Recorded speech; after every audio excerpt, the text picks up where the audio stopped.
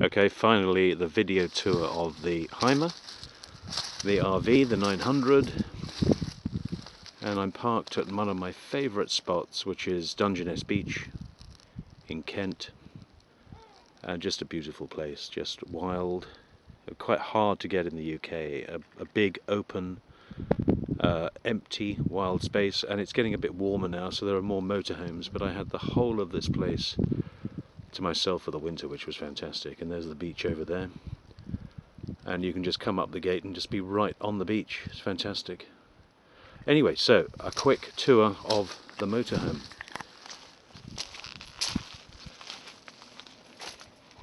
And I have tidied up because it was a bit of a mess.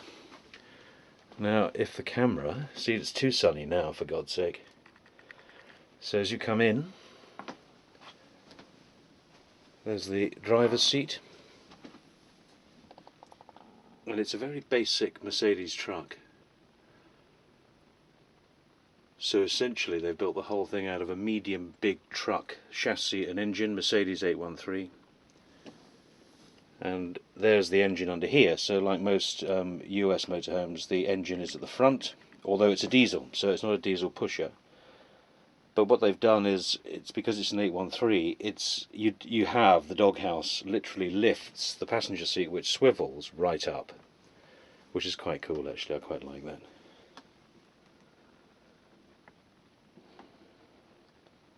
So that's the front. It's pretty conventional, but the thing about it is the originality.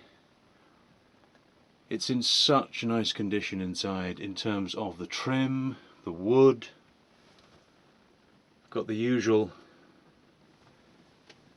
layout, cupboards at the top, original blinds, which are very American. I mean, they are American RV blinds, but I love those. And of course we've seen Tot with these blinds, but usually I think his are just in the old anyway, I'm not going to talk about him, but they're in great condition, and the wood panelling is in good condition. If I come up to the top, you can sort of see the way it's laid out. Passenger seat swiveled, and you've got a table section here. The table in the middle flips up. Storage, lots of storage. I mean, just so much storage. Cabinets.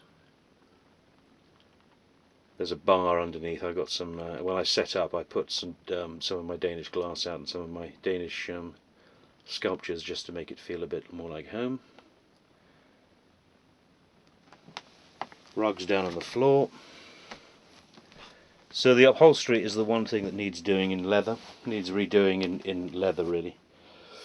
I mean, it's the original, this, and it's pretty worn. Very comfortable, pretty worn. I had this end cushion made up just to give it a bit of separation from the seat. And I think what I'm going to do is make this a curved L shape in the lounge, just to give it a bit more of a residential sort of feel.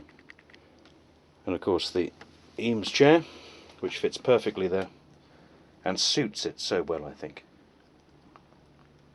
Okay, so that's the lounge, and that's pretty conventional for American RVs, but obviously in Europe it stands out a bit in Europe, this, because you just don't see